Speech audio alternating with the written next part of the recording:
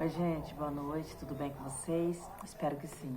Vamos lá, para mais um relato contado à beira da fogueira. Histórias que o pessoal jura que realmente aconteceu. Hoje vamos uma mais curtinha, tá? Essa história que lá em Mato Grosso é muito conhecida.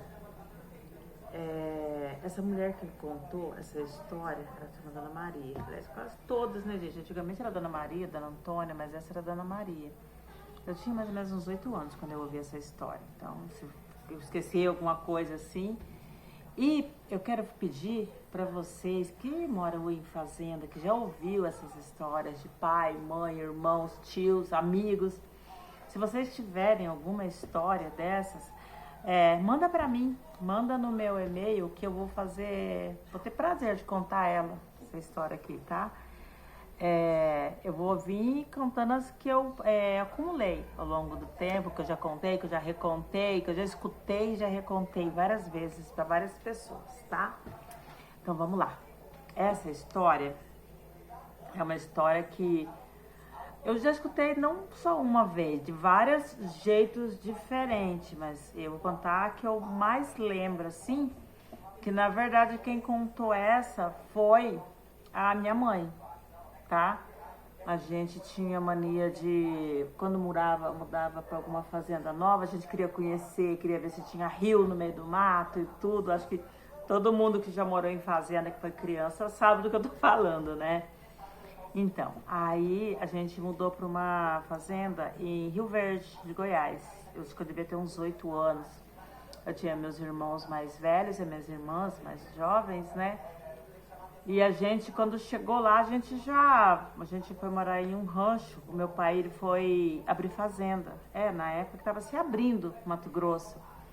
Não é Rio Verde, não, minta. É São Luís de Cárcere, em Mato Grosso.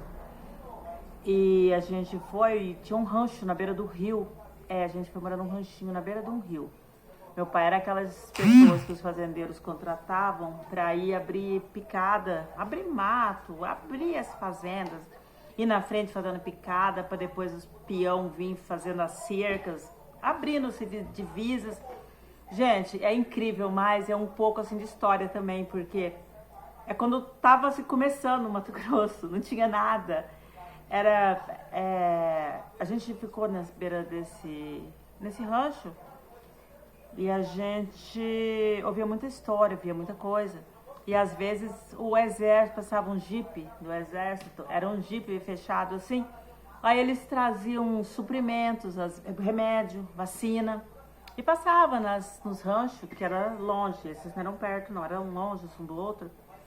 E para perguntar se precisava de alguma coisa e tal. E tava sempre alguma pessoa sumida, a gente sempre ouvia meio de canto. Eles falando, perguntando pro meu pai se não tinha visto passar pessoas ali que tinham sumido.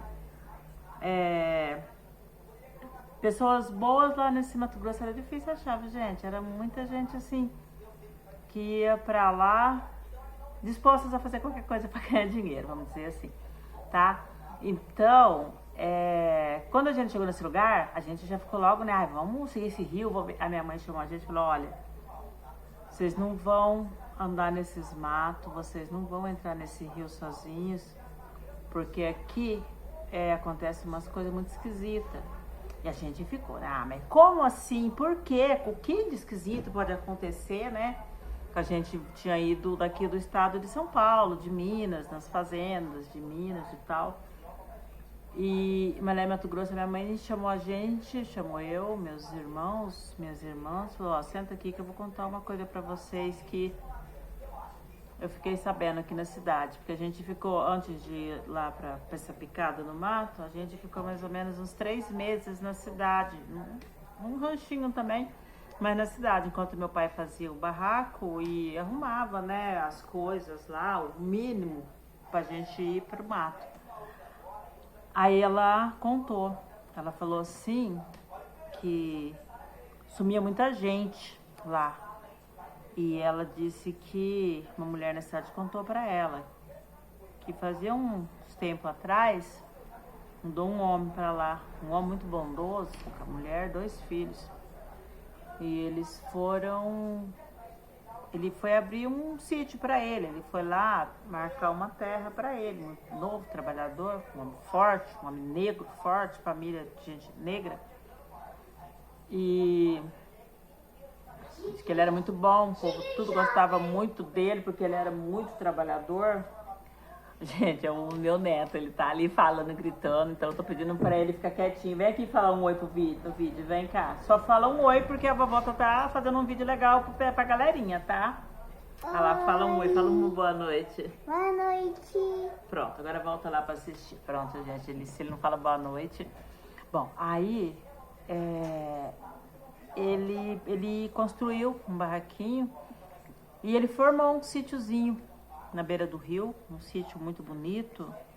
Acho que todo mundo falava que ele era muito trabalhador, formou o sítio. E um fazendeiro, dono das maiores terras, tinha muito dinheiro, ele estava pagando para se abrir tudo. Ele cismou que ele queria esse sítio. Mas esse sitiantezinho, eu vou colocar, não lembro bem o nome, mas eu vou falar Antônio. Esse seu Antônio, ele não queria vender. Ele falava que aquele era um pedaço de paraíso dele. Que ali ele queria criar os filhos, que ali ele queria plantar raízes. E ele cuidava daquele lugar com muito amor e carinho, mas o fazendeiro não dava paz, não dava trégua. Toda semana ele mandava os capangos, jagunços dele irem lá na propriedade do Antônio e falar para ele que queria comprar. E ele sempre falava que não. E o fazendeiro, sim, ficou muito, muito bravo com isso. Por causa que ele queria e ele não aceitava não. E lá, gente, naquela época lá, vocês podem até pesquisar, tá? Resolvia-se tudo com violência. Quando eles queriam alguma coisa e a pessoa não queria vender, se era um fazendeiro grande, eles entravam quisilas, outro tipo. Agora, se era um sitiante pequeno, um homem pobre, negro, sem posse, sem família importante, eles resolveram da forma mais covarde possível, tá? Ele mandou um dia, chamou os capanga dele e falou: olha, vocês vão lá hoje e vão falar pro Antônio que ele vai me vender aquelas terras dele de um jeito ou de outro. Ou ele vai me vender, vou pagar em dinheiro, ou então eu vou pagar com sangue. E assim os capangas foram e falaram pro Antônio. E o Antônio falou: olha, isso daqui, esse chão é minha vida. Esse patrão já tem tudo, esse fazendeiro já tem tanta terra. Pede para ele, pelo nome de Deus, para ele me deixar em paz com a minha família, que daqui desse pedaço de chão eu só saio morto. E eles chegaram, os jagunços chegaram e deram o recado exato para o fazendeiro. E o fazendeiro disse: pois então vai ser feita a vontade dele. Vocês vão lá e vão acabar com ele. Eu não quero que fique ninguém para vir reclamar de nada depois. Pode acabar com a família toda, que eu quero aquele sítio para mim. E os jagunços foram lá, na maior judiação. Eles pegaram o Antônio, amarraram ele no cavalo deles e saíram arrastando mato adentro. Ali, agora vocês pensem vocês, um lugar onde era tudo mato fechado, gente. Os espinhos, os galhos, tudo, eles arrastaram ele por uma distância gigantesca. E quando eles pararam, ele estava todo já sem pele, todo mais morto, porque ele certamente morreria ali.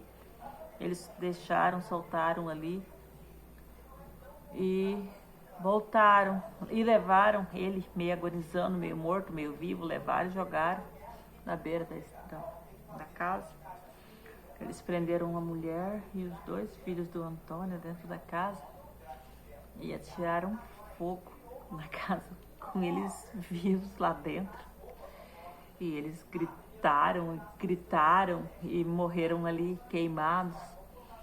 E o Antônio, entre a vida e a morte ali, vendo, escutando, sabendo o que estava acontecendo com a família dele, mas sem poder fazer nada. Aquilo gerou nele uma revolta além do imaginável. E aí eles foram embora, os capangas, e deixaram ele ali porque eles tinham certeza que o Antônio ia morrer. Só que o Antônio, naquele desespero, naquela dor, ele fez um pacto com forças de outro mundo, forças que com certeza não seriam do bem, né? Eu não sei mais o que é o bem e o que é o mal nessa história, né? Ele fez um pacto e ele pediu que ele queria vingança, que ele queria se vingar, que aquilo não foi justo o que aconteceu com ele. E então, diz que apareceu um ser esquisito, fumaça, sabe-se lá o que, no meio da mata ali. Dizem que é o espírito da mata.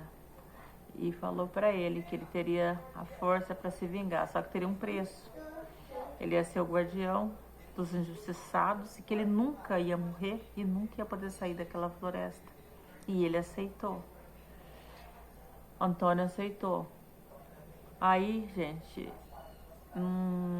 naquela mesma noite, uma fera atacou a fazenda do fazendeiro. E o fazendeiro foi estraçalhado. A fera entrou no dormitório, no alojamento onde dormiam os peões, estraçalhou todos. Diz que foi quando o exército chegou lá que só tinha pedaços deles. E a mulher e o filho do fazendeiro foi estraçalhado e amarrado de cabeça para baixo em um pau no terreiro. E dizem que a mulher e o filho foi queimado vivo também dentro da casa e que ele pôde ver tudo. E quando tudo acabou, a fera foi e arrancou o coração dele. Diz que a fera comeu o coração dele. E desse dia em diante, não se nasceu mais nada naquela fazenda. Nada.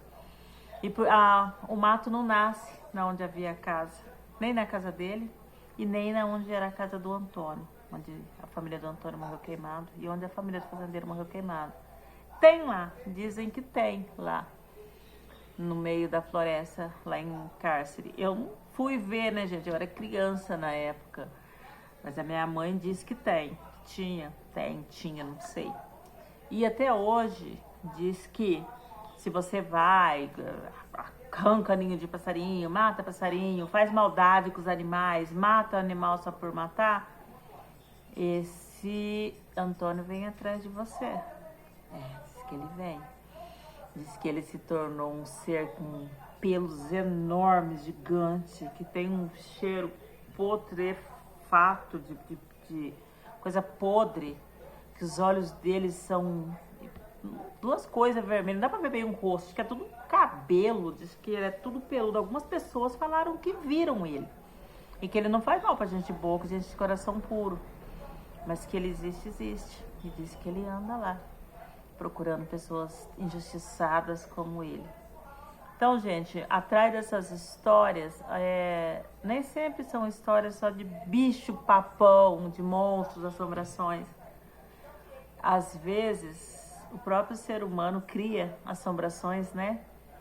Eu sei que depois que nós ouvimos essa história da minha mãe, não precisou mais ela pedir, porque a gente não se afastava mais do terreiro ali do rancho que a gente morava. A gente ficava só ali. O máximo que a gente conseguia era no terreiro à noite, quando o meu pai fazia uma fogueira, quando vinha algum daqueles que morava longe, ficava de noite, que não queria ir embora, e fazia fogueira e ficava ali, bebendo, tomando cachaça e aí esquentando fogo, gente. Bom, gente, até a próxima, tá? Conforme o prometido, eu vou ir contando aqui conforme eu for lembrando. Tô adorando contar. Espero que vocês também estejam gostando. Se inscrevam no meu canal, curtem, comentem. Beijo e até o próximo.